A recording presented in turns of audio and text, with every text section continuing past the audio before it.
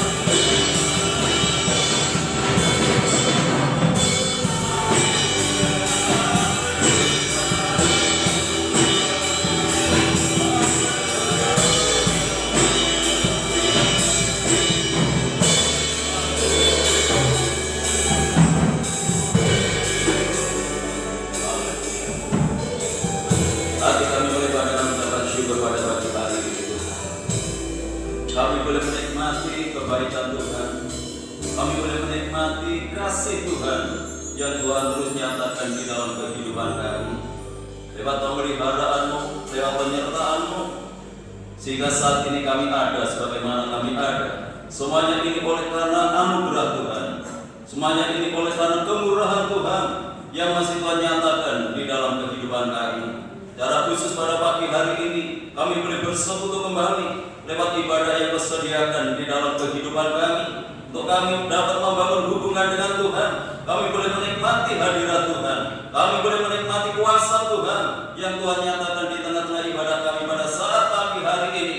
Dan biarlah lewat ibadah ini kami semakin mengenal kepada Tuhan, dan boleh membawa hati kami semakin dekat dengan Tuhan, hati kami semakin mengasihi kepada Tuhan, bagaimana Engkau telah mengasihi di dalam kehidupan kami. Kami mempersiapkan hati kami untuk memberikan yang terbaik bagi kemuliaan-Mu lewat pujian-pujian yang kami naikkan kepada Tuhan pada saat pagi hari ini. Untuk itu kami mohon berkat-Mu dalam ibadah kami saat ini, mulai dari awal hingga selesainya. Untuk itu kami serahkan hamba-hamba-Mu yang Tuhan percayakan untuk melayani pekerjaan-Mu yang agung pagi hari ini. Kami serahkan untuk leader single, pemain musik, ketua LCD yang menaikkan doa yang baik dengan warta gereja, maupun hamba-Mu yang akan menyampaikan kebenaran firman-Mu.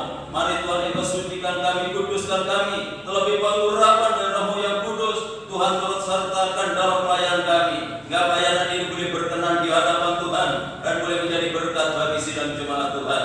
Saudara-saudara kami yang lanjang mungkin saat ini masih dalam perjalanan, Tuhan jaga lindungi sertai mereka, segera tiba di tempat ini bersama kami untuk memuliakan Tuhan.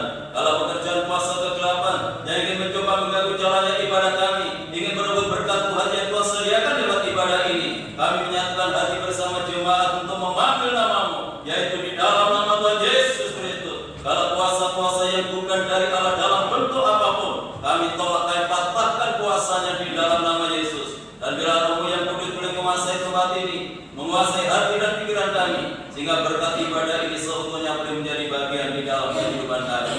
Tuhan berkati gereja-gereja-Mu yang saat ini sedang mengadakan ibadah yang sama seperti yang kami lakukan.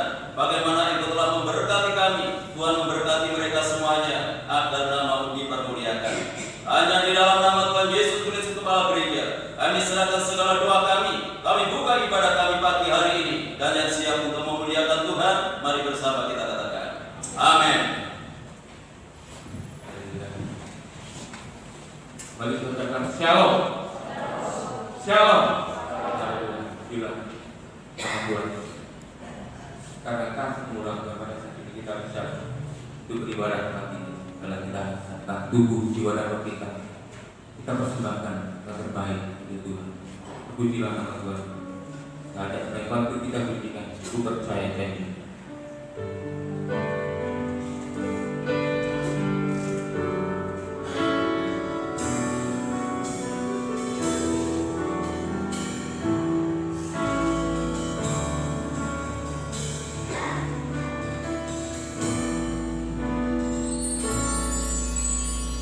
Sungguh besar setiamu, Kau nyatakan bagiku.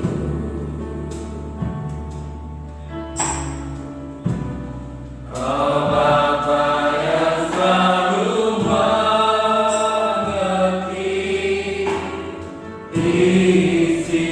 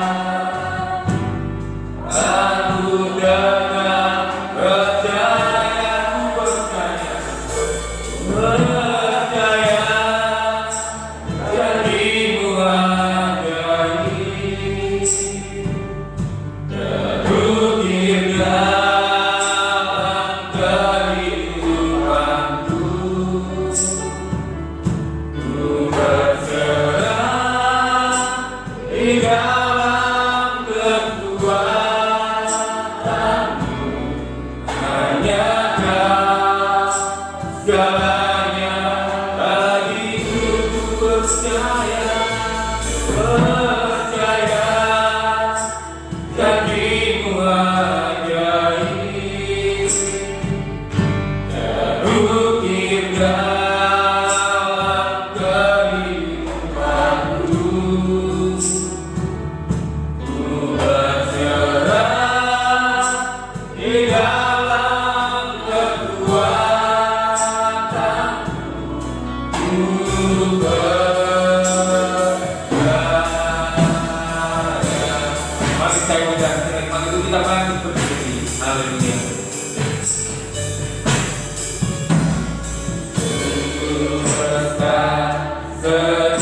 Setiamu kau nyatakan bagiku, kau nyatakan bagiku, kau Bapa yang selalu mengerti, kau Bapa yang selalu mengerti isi hatiku. Kemuliaan-Mu kau janjikan, kemuliaan-Mu kau janjikan. Aku tetap percaya, aku tetap percaya, janji-Mu ajaib. Bukit dalam kehidupanku, ku berserah di dalam kekuatanmu, nyata segalanya bagiku, percaya, janji-Mu ajaib. Bukit dalam kehidupanku,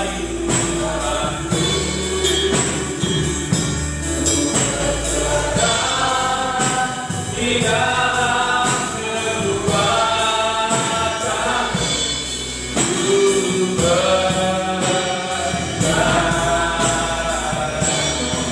percaya,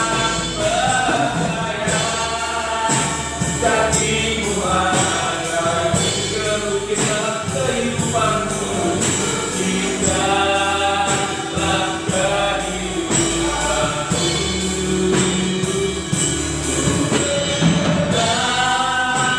di dalam kekuatanmu,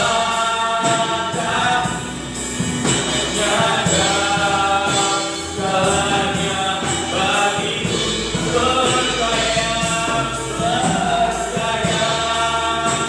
janji-Mu ajaib. Haleluya. Bukit dalam kehidupanku,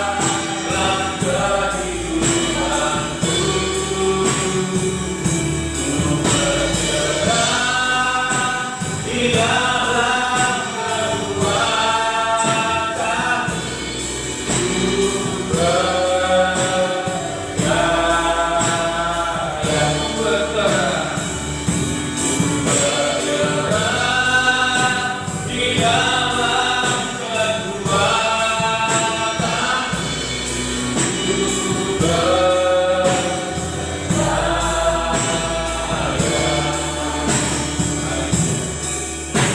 Saya membawa kehidupan itu pada saya, apapun yang terjadi dalam kehidupan keluarga pada saat ini, dan saya bahwa Tuhan sanggup kita menyelesaikannya, karena Dia adalah Allah yang setia. Kita tetap berdiri yang tidak akan melindungi, dan kita tetap memuji, mempermuliakan nama Tuhan. Mari kita naikkan syukur bagi Tuhan atas kasih-Nya, yang bisa Tuhan limpahkan curahkan pada setiap kehidupan kita. Bersyukurlah kepada-Nya.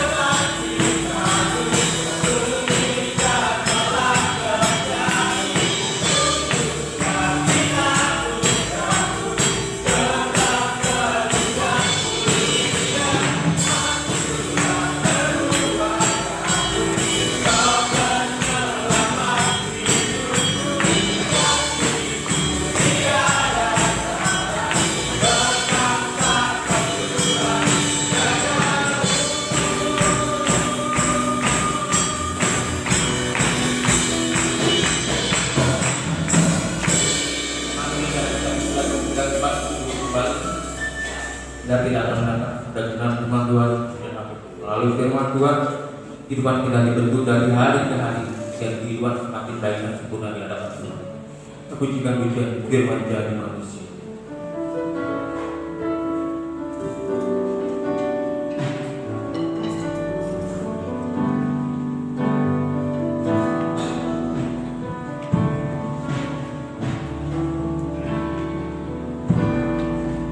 Menjadi manusia yang di antara kita, ada hidup terang bagi manusia, penghormatan bagi kepunyaan. Firman jadi manusia. Menjadi manusia yang di antara kita,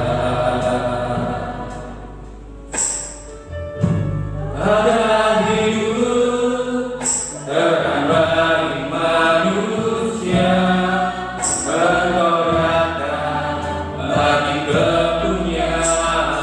Yesus selamat. Yesus selamat, Yesus selamat.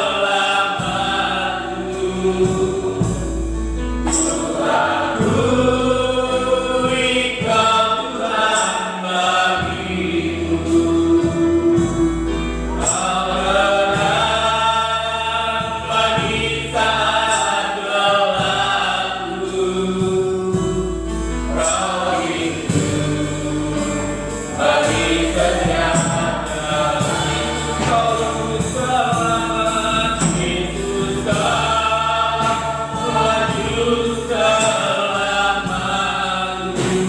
Kawan dekat.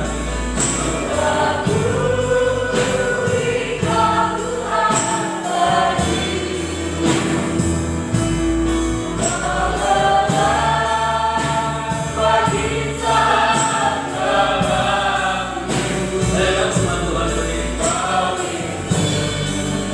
Bagi setiap jalan,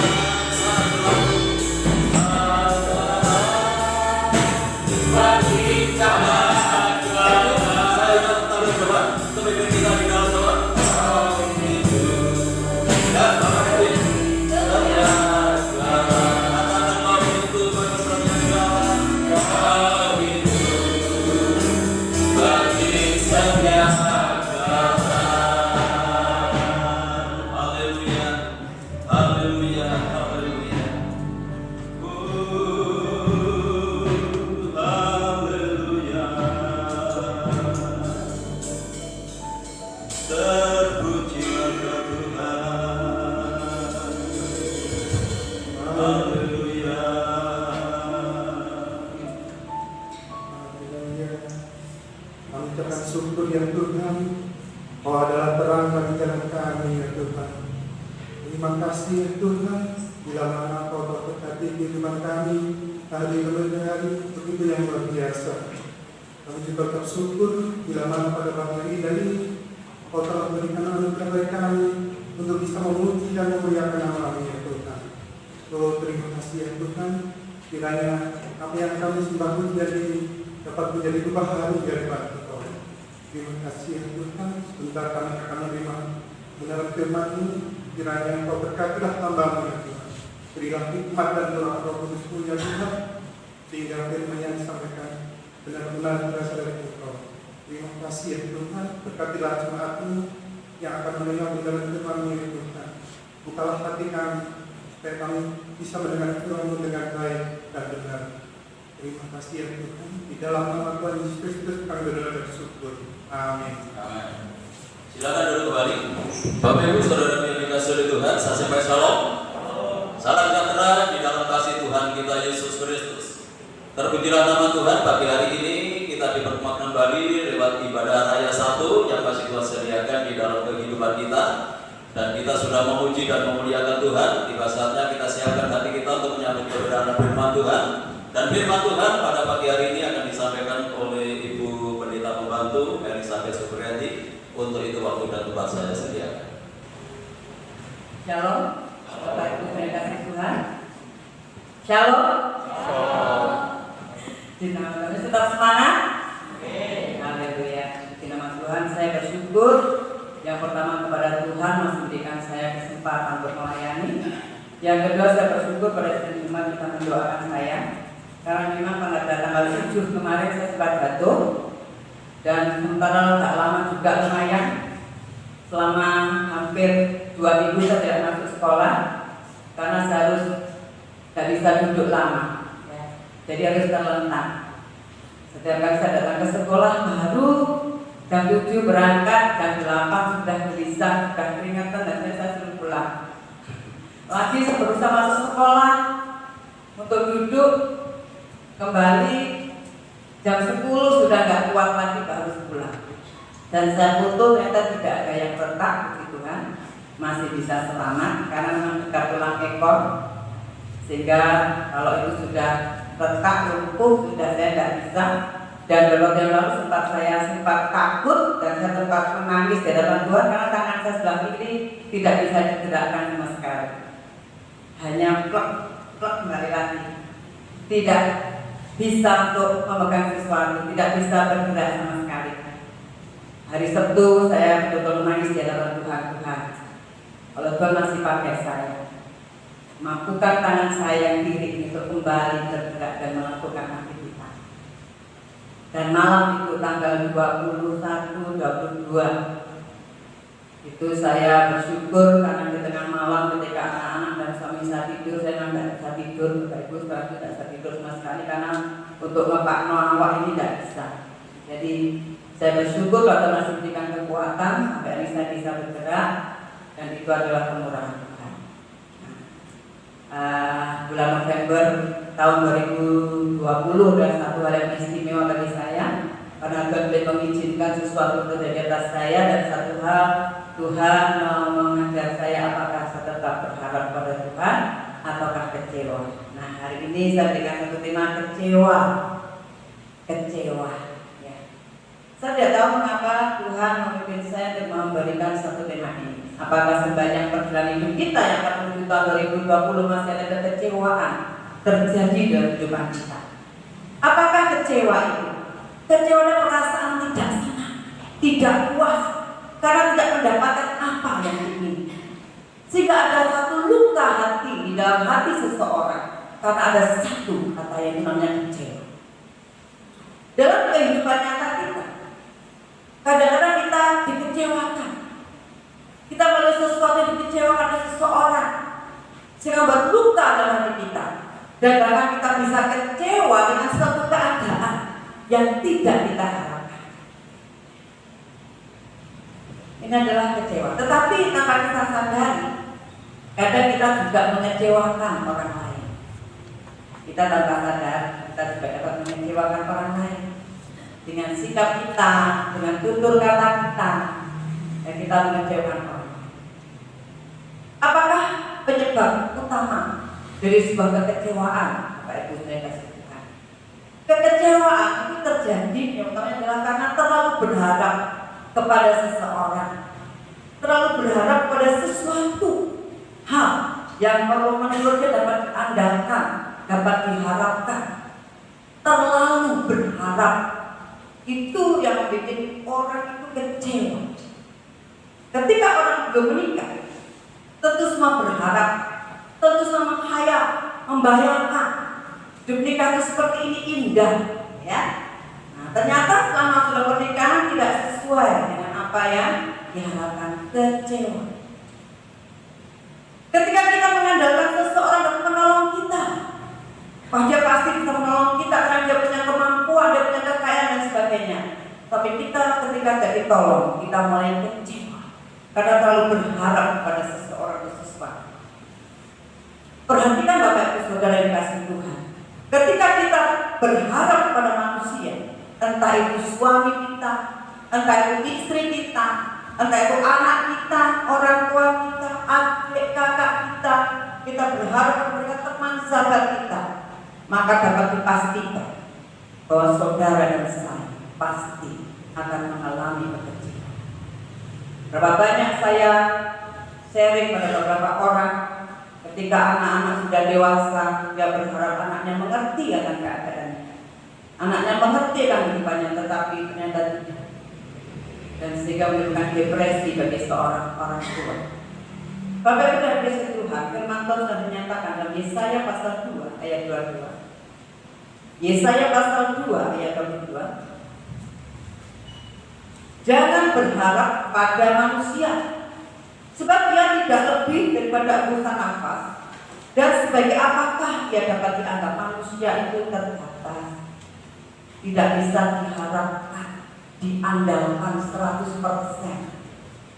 Dalam Mazmur 146 beberapa kebenaran firman Tuhan. 146 Mazmur ayat 3 sampai 4. Mazmur 146 ayat 3 sampai 4. Janganlah percaya kepada para bangsawan, kepada anak manusia yang tidak dapat memberikan keselamatan. Apabila nyawanya melayang, ia kembali ke tanah. Pada hari itu juga lenyaplah maksud-maksudnya. Jadi kenapa kita jangan terlalu berharap pada seseorang, pada pasangan kita, pada anak kita, karena mereka tidak bisa menyelamatkan. Dia tidak tahu persis keadaan dan mereka sangat berharap. Jangan terlalu berharap, ya. Jangan terlalu, tetap mengecewakan. Ya. Dan saksian dari diri saya sendiri ketika saya pertama kali melayani Tuhan di sebuah Alkitab, ketika Bapak Ibu Gembala Jemaat untuk mengantar saya dan mereka beliaunya pulang-pulang semua, masih ingat ya, pakai motor boxnya Pak Kris. Sampai di sekolah pertama kali yang Tuhan ajarkan dan saya masih berharap. Ketika saya masuk sebuah kamar dan itu memang banyak teman, ada seorang yang kelihatannya memang orang yang cukup kaya dari Purwokerto, dia bawa banyak makanan. Waktu sudah kritis, perut sudah keroncongan, belum dapat makan sepanjang hari. Saya betul berpikir, aduh ini kesempatan, terima kasih, tetap berikan saya makan. Kenapa belum diberi makan? Belum diberi kue. Ini sudah bersyukur banget, makasih Tuhan. Tapi tidak dibuka-buka jajannya teman saya.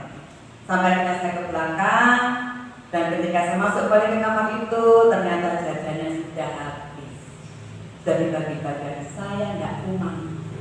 Betapa saya kecewa, saya kembali ke kamar bisa nangis di sana. Tuhan, jadi satu, rasanya kecewa banget, izin gitu loh. Dan berharap ternyata kok tidak diberi ya, izin gitu. Terus yang kedua, ketika pembagian kamar, sudah dapat kamar, saya tidak kebagian. Semua tidak bisa istirahat, saya hanya di luar dengan barang saya. Saya waktu itu ngapain saya di sini? Gara-gara suami saya jadi dimasukkan kamar, kita pernyataannya seperti itu. Waktu itu saya sempat berontak, sempat ingin pulang. Masih teringat pesan Pak Zakaria, jangan permalukan. Itu kata tembak saya waktu itu bertahan, dan sampai akhirnya saya dapat sebuah kamar, tapi di situ saya disiksa bisa-bisa. Karena yang satu kamar dengan saya adalah seorang kakak kelas yang sedang skripsi dan akan menempuh S2-nya. Tapi saya masuk di situ dia marah-marah setiap hari. Dan saya harus membersihkan kamar dan saya harus tidur di bawah, tidak boleh di kasur. Dan itu pertama biasanya menangis terus tidak bantu, tapi menangis dalam hati saya. Kenapa seperti itu? Ternyata mengecewakan. Tetapi kedua memiliki demi pengharapan. Siapa yang mengharapkan hidup ini? Akan kecewa. Dan kita ingat ayat yang sangat terkenal dalam Yeremia 17:5-6. Dan dikatakannya yang sudah terkenal, sudah familiar sekali, terkutuklah orang yang mengandalkan manusia, yang mengandalkan kekuatannya sendiri, dan yang hatinya menjauh daripada Tuhan. Ia akan seperti semak bulus di padang belantara. Ia tidak akan mengalami datangnya keadaan baik. Ia akan tinggal di tanah anggur padang gurun, di negeri padang asin yang tidak berpenduduk. Betapa orang yang mengandalkan masa akan kecewa akan kekeringan dan kekecewaan, bahkan depresi. Bapak Ibu sekalian kasih Tuhan, apapun yang ada di dunia ini tidak dapat kita harapkan. Tidak dapat terlalu kita harapkan secara mutlak dan sempurna.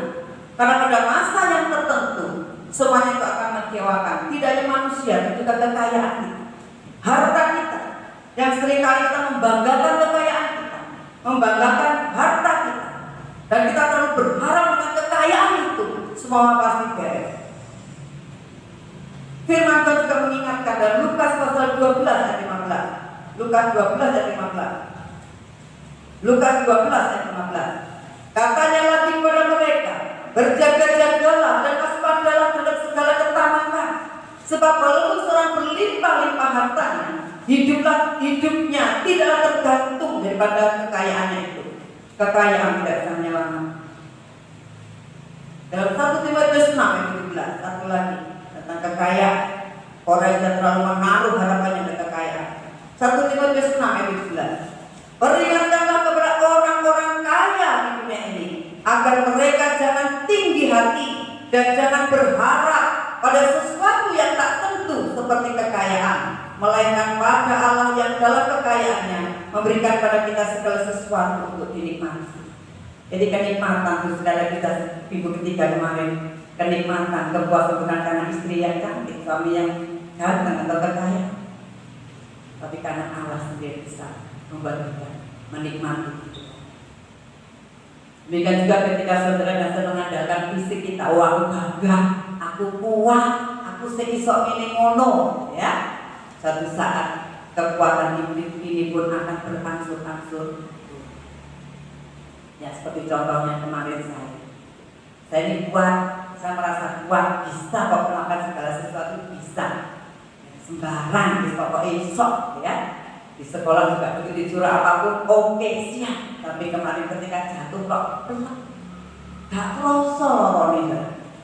Ini anak Esther yang tahu itu dia yang menolong saya. Gak kroso, tapi ternyata sampai ke dalam. Membuat saya seperti orang yang lumpuh dan tidak berdaya. Dan kembali hanya berharap kembali menangis dalam dia yang memberikan kebutuhan. Dalam 2 Korintus 4 ayat 16. Di sana ada ayat yang memberikan kita kesadaran kekuatan kita ini semakin akan merosot. 2 Korintus 4 ayat 16. Sebab itu kami tidak tawar hati, tetapi meskipun manusia lahirnya kami semakin merosot, namun manusia batinnya kami dibaharui dari sehari ke sehari. Jadi suatu saat kekuatan kita pun akan berkurang. Jangan merasa kuat terus. Jika isi flow kita sudah ngonger, itulah kita kekuatan kita. Tetapi secara khusus, pada itu saya kasih Tuhan juga mengajarkan tentang kekecewaan. Kita baca bersama dalam Yohanes 16. Ini pengajaran Tuhan Yesus, pengajaran khusus pada umat yang percaya ke Tuhan. Kalau kekecewaan yang pertama tadi dan kekecewaan yang biasa, yang mungkin kita lewati bersama-sama. Dan ini kekecewaan yang Tuhan ingatkan bagi kita dalam Yohanes pasal 16. Yohanes pasal 16 ayat 1 sampai 4. Semuanya ini kukatakan kepadamu supaya kamu jangan kecewa dan menolak aku. Kamu akan dikucilkan, bahkan akan datang saatnya bahwa setiap orang yang membunuh kamu akan menyangka bahwa ia berbuat bakti bagi Allah. Mereka akan berbuat demikian karena mereka tidak mengenal baik Bapa maupun aku. Tetapi semuanya itu katakan kepadamu supaya apabila datang saatnya kamu ingat bahwa aku telah mengatakannya kepadamu. Ini adalah pengajaran khusus tentang iman kita, kepercayaan kita pada Tuhan. Suatu saat mungkin kita akan mengalami penolakan karena iman. Tuhan katakan jangan kecewa. Mengapa Tuhan mengatakan jangan kecewa? Ayat yang di atasnya pasal 15 Tuhan mengatakan penghiburan di Roh Kudus, kekuatan Roh Kudus itu akan membuat kita menjadi orang yang tidak mudah kecewa dan orang yang tidak mudah menyangkal Tuhan.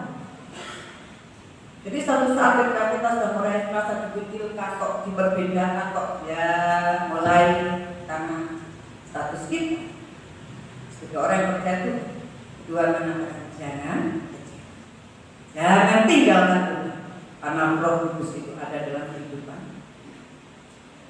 Puji nama Tuhan. Apabila kasih Tuhan, lanjut pembelajarannya, apakah yang terjadi pada orang yang kecewa? Mungkin tidak saya bicarakan, tapi mesti tahu ya, karena saya percaya dan yakin semua orang di sini pernah kecewa? Pernah? Enggak. Puji Tuhan kalau enggak ya ketipu hati. Setiap orang saya rasa pernah kecewa karena suatu hal. Ketika orang terlalu kecewa, maka yang terjadi adalah manusia itu akan muncul yang namanya sikap marah dan iri hati. Ketika terlalu kecewa, maka di sana akan muncul tanpa kita sadari satu sikap marah dan juga iri hati. Contohnya Saul yang marah karena dia tidak dipuji, ternyata harapannya nggak tercapai. Harusnya dia raja, kedua puji. Tapi ternyata asistennya yang dapatkan puji, kecewa, sehingga marah. Tapi kasih Tuhan, saya diingatkan oleh seorang dosen saya, jangan pernah iri hati kalau ada bintang 2, bintang 3, bintang 4. Artinya, jangan pernah iri hati, marah, kecewa ketika ada orang-orang yang muncul, orang-orang dipakai Tuhan dengan luar biasa, atau orang yang berkati luar biasa. Jangan iri hati, jangan kecewa. Karena Tuhan sudah memberkati kita sesuai dengan porsi kita masing-masing, dan memakai kita dengan pemakaian kita masing-masing. Saya tidak bisa seperti Mas Tikus, tidak bisa. Saya tidak bisa seperti suami saya, tidak bisa. Saya tidak bisa seperti orang lain. Saya ya saya, saudara ya saudara. Jadi Tuhan memakai kita sesuai dengan porsinya masing-masing. Tidak perlu ada iri hati, tidak perlu ada marah, dan tidak perlu kecewa ketika ada orang lain punya bintang.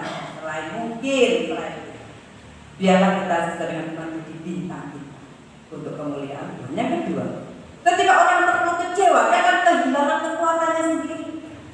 Karena hati yang pedih, dia kekuatannya berkurang. Dan akhirnya orang bisa melalui depresi.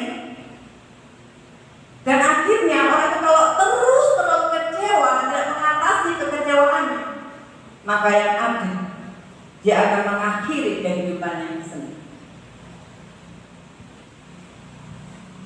Nah itu, jadi kekecewaan itu jangan dianggap hal yang sepele. Tentu kita pernah saya mengatakan kita harus bisa dan memanage, itu bukan keuangan kita saja, kita juga memanage hati kita, mengatur, mengelola perasaan kita. Jadi tidak yang dikelola tidak hanya keuangan kita, di perasaan kita juga harus dikelola. Bagaimana kita harus bisa mengatasi rasa kecewa. Boleh kok kita serba kecewa, tetapi jangan terlalu kecewa. Kalau sudah terlalu kecewa, ini perlu mematahkan semangat kita. Kalau mungkin saya kecewa kemarin karena saya jatuh di hari ulang tahun yang pas bulan 50, tidak bisa bangkit dari tempat tidur. Benar-benar orang yang sudah seperti saya tidak berguna, ya, tidak berguna sama sekali. Karena saya tidak bisa duduk lama saja sakit, hanya bisa terlantar. Kalau saya kecil, mungkin saya juga, saya tidak tahu. Tapi itulah yang Tuhan rencana. Di tengah-tengah situasi yang sakit, menahan sakit, sampai saya tidak ingat ya, belum bayar siapa saja tidak tahu, sampai saya belum ngatur tidak, karena sudah rasa sakit itu sudah hilang semua. Sakitnya sangat dari ujung kepala sampai ujung kaki. Kalau sudah kumat, kalau masih enak, ya. Suami saya bisa tidur enak, mendengkur. Anak-anak saya tidak tidur semalam. Pagi harus bangun lagi, dan saya harus belajar untuk tetap ke sekolah dengan semangat. Meskipun di sana suruh pulang lagi, karena sekolah pulang. Jadi hampir 14 hari tidak masuk. Kenapa kok bisa seperti itu? Bagaimana saya bisa pakai gara-gara rakit? Tanggal 25, tanggal 24 itu saya sakit. Tanggal 24 itu saya pulang lagi. Saya dapatnya masuk. Tanggal 2 Senin masuk, Selasa saya masuk, tapi jam setengah 10 saya sudah keringet dingin. Karena menahan ada satu tulang, ada satu sisi yang sakit sampai menuju di kepala, di kaki. Saya nggak pulang. Hari Selasa itu ngempet. Ya, walaupun ada juga ada biasa kadang-kadang, tapi ngempet sampai ada daerah besok rapid guru seluruh kota. Wah, kalau saya ngempet sakit, saya bisa positif nih, reaktif. Sehingga malam itu saya berjuang untuk bersuka cita. Saya berjuang untuk aku nggak sakit, aku nggak sakit, aku nggak sakit. Saya terus katakan aku nggak sakit, aku nggak sakit, aku nggak sakit, aku nggak sakit. Aku kuat, aku bisa bersama Tuhan, aku kuat. Puji Tuhan, Rebo dirakit negatif. Tapi ada beberapa positif, reaktif.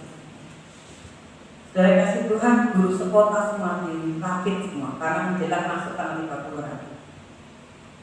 Jadi itu Bapak Ibu, ketika kita terlalu kecewa, kita akan kehilangan kekuatan kita, semangat kita. Tapi ketika kita punya pengharapan bersama Tuhan, maka kita akan memiliki kekuatan kita. Bagaimanakah kemudian kita mengatasi rasa kecewa dan menang dari kecewa? Bagaimana kita mengatasi rasa kecewa dan kita menang dari kekecewaan? Yang pertama, perbaikilah atau milikilah pengharapan yang benar. Milikilah pengharapan yang benar dari kehidupan. Yeremia 17 ayat 13. Miliki pengharapan yang benar, tanamkan pastikan itu. Aku ini gandolan itu sopo sih tidak bahasa Jawa ini. Saya tak gadang-gadang, saya tak gandoli itu siapa? Saya tak pegang itu siapa? Istriku, suamiku, anakku, orang tuaku, saudara, atau Tuhan dalam kita sendiri. Miliki pengharapan yang benar dan sesungguhnya yang pasti. Yeremia 17 ayat 13. Ya, pengharapan Israel, pengharapan orang percaya. Tuhan, semua orang yang meninggalkan engkau akan menjadi malu. Orang-orang yang menyimpang daripadamu akan dilenyapkan di negeri, sebab mereka telah meninggalkan sumber air yang hidup, yakni Tuhan. Inilah pengharapan kita, Tuhan. Sumber pengharapan kita itu Tuhan. Dan satu ayat yang sangat menghibur dan menguatkan, Roma 5 ayat 5. Roma 5 ayat 4 saya nyatakan, dan pengharapan tidak mengecewakan. Pengharapan tidak mengecewakan, karena kasih Allah telah dicurahkan dalam hati kita oleh Roh Kudus yang telah dikaruniakan kepada kita. Ketika kita berharap dan tidak mengecewa. Kesaksian saya tadi ketika saya di sekolah Alkitab, setelah saya dibentak-bentak, selesai semua malam, tengah malam ada duduk pintu kamar. Ini khusus untuk Elizabeth. Lebih dari yang diterima teman-teman. Saudara, satu khusus besar untuk saya, khusus untuk Elizabeth. Kemudian kakak kelas saya, yang tadinya sangat juteknya semangat sama saya, karena saya nurut, ya Pak mau nurut, ketai gak balas dan nurut apa yang dia punya diberi pada saya. Kalau dia dapat kiriman uang dan gaji saya diberikan sama dia. Sekarang kita jadi hamba Tuhan di tempat yang sangat kalau. Dan saya nggak pernah berpikir berapa kesana ke Tuhan kalau pengharapan saya. Apa yang nggak saya pikirkan tentang kesedihan? Akhirnya pengharapan itu muncul. Jadilah pertama kali pengajaran melayani pengharapan. Miliki pengharapan yang benar Tuhan sendiri. Jangan berharap istri suami kita. Boleh, itu harus kita cintai sepenuh hati, harus. Tapi jangan mengatakan suamiku sumber sukacita, istriku sumber, bukan. Suami kita bukan sumber sukacita, istri kita bukan sumber sukacita, anak kita bukan sumber sukacita. Ayo jujur, pernah nggak dibentak suami? Istri-istri pernah? Enggak, gitu kan, suaminya baik. Pernah nggak suami dibentak istri? Pernah nggak anak-anak dibentak orang tua? Pernah nggak anak-anak membentak orang tua? Semua pernah. Coba kalau kita rasa sakit kan, kecewa. Tapi kalau kita Tuhan, kalau sumber sukacita, maka kembalilah dan kalau kita sumber. Jangan pernah tidak memiliki pengharapan, miliki Tuhan. Mengapa kan menjadi sumber pengharapan kita? Karena Dia yang menciptakan saya dan saudara. Dia tahu persis kebutuhan kita. Saya lanjutkan ya. Mazmur 139 ayat 14-16. Ini yang perlu kita pahami dan sangat memberkati ketika saya dan kekecewaan. Dan saya bagikan kepada Bapak Ibu Saudara sekalian. Mazmur 139 ayat 14-16. Aku bersyukur kepadamu oleh karena kejadianmu dahsyat dan ajaib apa yang kau buat. Dan jiwaku benar-benar menyadarinya. Tulang-tulangku tidak terlindung bagimu. Ketika aku dijadikan di tempat yang tersembunyi dan aku akan direkap di bagian-bagian bumi yang paling bawah. Matamu Tuhan melihat selagi aku bakal panas. Dan dalam kitabmu semuanya tertulis hari-hari yang akan ditutup sebelum ada satu pun daripadanya. Tuhan tahu persis kita. Suami kita nggak tahu persis kita, istri kita nggak tahu persis kita, tapi Tuhan tahu persis apa yang kita lakukan. Kadang seperti ada lubang dalam hati kita, tidak ada kepuasan, ada kekejaran. Itulah Tuhan yang menuntut program dengan kasih setia. Miliki pergerakan. Yang kedua, miliki percaya sepenuhnya. Tadi saya berharap percaya sepenuh pada Tuhan. Amsal 3:5-7. Nanti cepat sedikit. Amsal 3:5-7. Percayalah kepada Tuhan dengan segenap hatimu dan janganlah bersandar pada pengertianmu sendiri. Akuilah Dia dalam segala lakumu, maka Ia akan meluruskan jalanmu. Janganlah menganggap dirimu sendiri bijak. Takutlah akan Tuhan dan jauhlah kejahatan. Percaya pada sepenuh dan jangan sering bersandar pada sing tak pikir ya, pikiran ya, kami belajar percaya dan supaya akan meluruskan.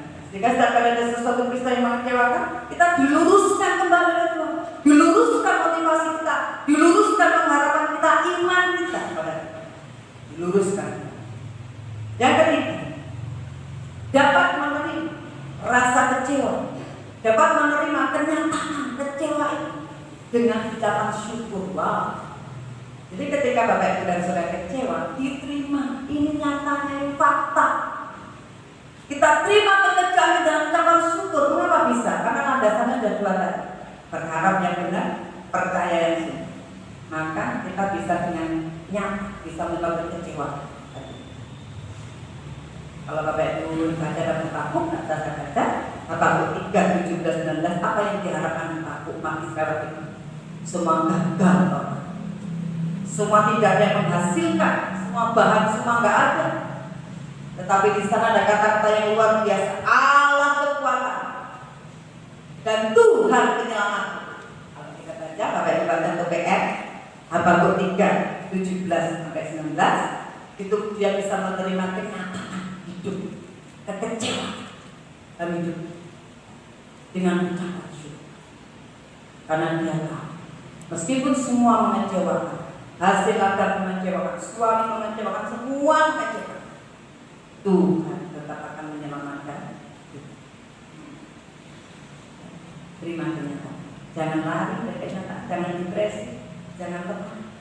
Hadapi semua kenyataan. Ada rasa kecewa itu terima. Yang terakhir, memperbaharui. Yang terakhir, perbaharuilah pengharapan. Perbaharui pikiran sesuai dengan iman yang Tuhan karuniakan. Ayat terakhir, Roma 12 ayat 3. Roma 12 ayat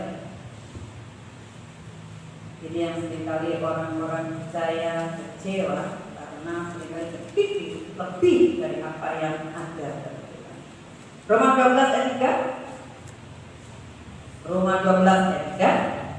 Berdasarkan kasih karunia yang dianugerahkan kepadamu, aku berkata kepadamu, setiap orang di antara kamu, janganlah kamu memikirkan hal-hal yang lebih tinggi daripada yang patut kamu pikirkan. Jangan memikirkan hal yang lebih tinggi daripada yang patut kita pikirkan, tetapi hendaklah kamu berpikir begitu rupa sehingga kamu menguasai diri menurut ukuran iman yang dikaruniakan Allah kepada kamu masing. Perbaharui pengharapan. Jangan berpikir terlalu tinggi dari apa yang sudah Tuhan tetapkan buat kita. Contohnya, aku pengen punya pesawat, pikiran itu satu-satu, padahal tak banyak tahan sampai itu terlalu tinggi. Mari kita berpikir begitu rupa adanya yang wajar, keinginan yang wajar, yang pantas, yang patut. Jangan terlalu tinggi, sehingga dengan kita bisa menguasai diri. Ya, saya bandingkan kalau terlalu pengen kaya. Kalau orang terlalu pengen kaya, maka di sana ada penyelewengan. Biarlah kita berpikir yang wajar sesuai dengan anugerah Tuhan yang diberikan bagi kita. Puji nama Tuhan.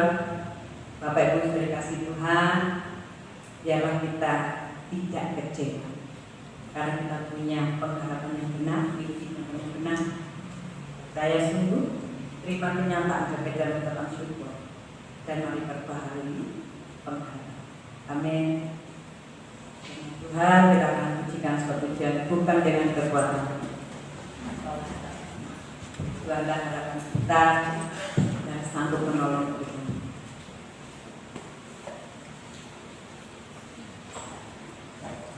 Kita menjadi orang yang kuat karena kuasa Roh Kudus dianugerahkan itu akan.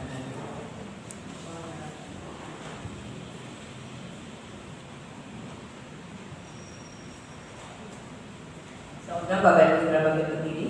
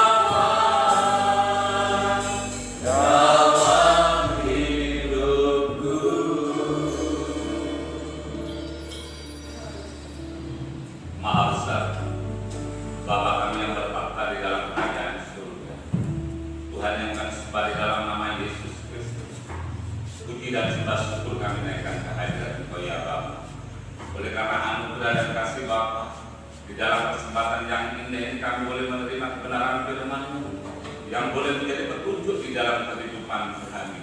Tuhan Yesus, kami menyadari di dalam kehidupan kami banyak merasakan kekecewaan, Tuhan, karena kami salah, karena kami berharap kepada manusia, kami berharap kepada mengandalkan kekuatan kami sendiri. Ampuni Tuhan segala kelemahan dan kekurangan kami, segala kekecewaan kami, ampuni segala dosa kami. Tetapi firman-Mu pada pagi hari ini benar-benar menguatkan kami kembali, Tuhan. Janganlah kami berharap kepada yang lain, tetapi kepada Tuhan Yesus sendiri.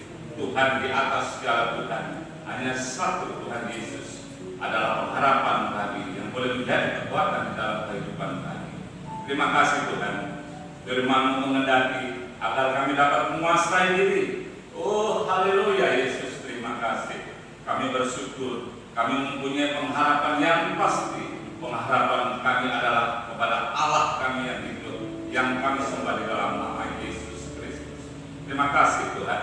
Tanamkan dalam setiap firman-Mu setiap hati kami yang pada pagi hari ini sudah mendengarkan kebenaran firman-Mu, supaya kami dikuatkan kembali Tuhan, sehingga kami kembali kepada yang benar, yaitu berharap kepada Allah kami yang hidup. Terima kasih Tuhan, terima kasih. Kami mengucap syukur, terima kasih Tuhan. Di dalam kelemahan kami, sekarang kami boleh dikuatkan kami, benar-benar disegarkan melalui kebenaran firman-Mu, sehingga kami boleh hidup membawa haleluya, melakukan apa yang menjadi kehendak dan rencana-Mu Tuhan. Terima kasih Bapa di surga, kami bersyukur atas berkat firman-Mu pada pagi hari ini yang sudah kami dengar. Terima kasih. Kami berdoa hamba-Mu ya Tuhan, yang sudah banyak menelurkan benih kebenaran firman, kiranya Engkau memberkati hamba-Mu, pakai hamba-Mu lebih jauh lagi Tuhan, supaya hamba boleh menjadi saluran berkat. Terima kasih. Terima kasih atas berkat firman. Segala puji hormat kemuliaan hanya bagi Allah. Di dalam nama Tuhan Yesus kami berdoa. Amin. Amin. Silakan duduk kembali. Saya menyampaikan untuk kegiatan Natal kita, untuk Natal umum nanti dilaksanakan tanggal 20 minggu ketiga seperti pagi hari ini, karena kita masih harus memperhatikan protokol kesehatan. Jadi ibadah seperti ini namun momennya Natal. Lalu pada tanggal 13 Minggu tanggal 13 jam 4 sore itu Natal anak-anak sekolah minggu kelas remaja. Mengingat besok itu sekolah itu sudah masuk, maka Natal kita tatap muka langsung diadakan di gereja. Saya harap setiap orang tua memperhatikan anak-anaknya untuk bisa mengenakan masker. Ya. Terima kasih untuk perhatiannya. Puji Tuhan, tidak ada momen yang lain. Saya undang semua untuk bangkit berdiri. Mari kita akhiri ibadah kita pada pagi hari ini dengan satu pujian segala puji syukur. Segala puji dan syukur kita hanya kita peruntukkan bagi Tuhan. Haleluya.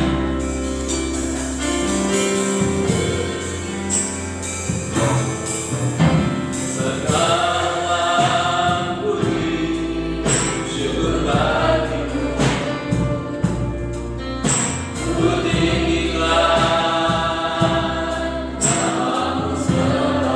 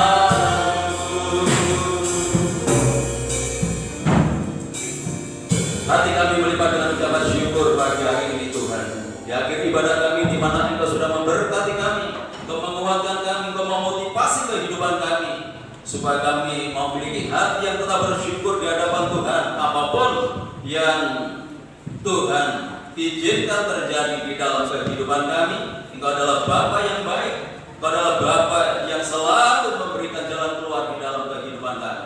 Sebelum kami tinggalkan tempat ini ya Tuhan, kami menyerahkan kesehatan Ibu Gembala, Ibu Sudarmiasih, Ibu Yaya, Ibu Mestia maupun saudara-saudara kami yang lain yang saat ini membutuhkan pertolongan kesehatannya.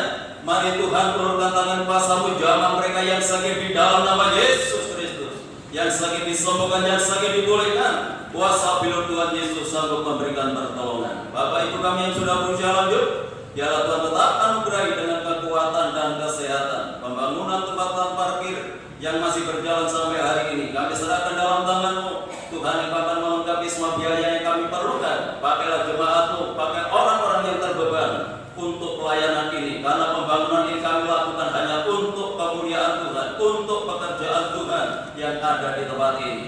Kami menyerahkan hamba-hamba yang sudah melayani pekerjaan pagi hari ini. Tuhan Kau memberkati mereka semuanya, bahkan semakin memperindah pelayanannya di hari-hari yang akan datang. Berkati lingkungan kami, kota kami, bangsa dan negara kami dengan ketenangan, kedamaian dan kesejahteraan.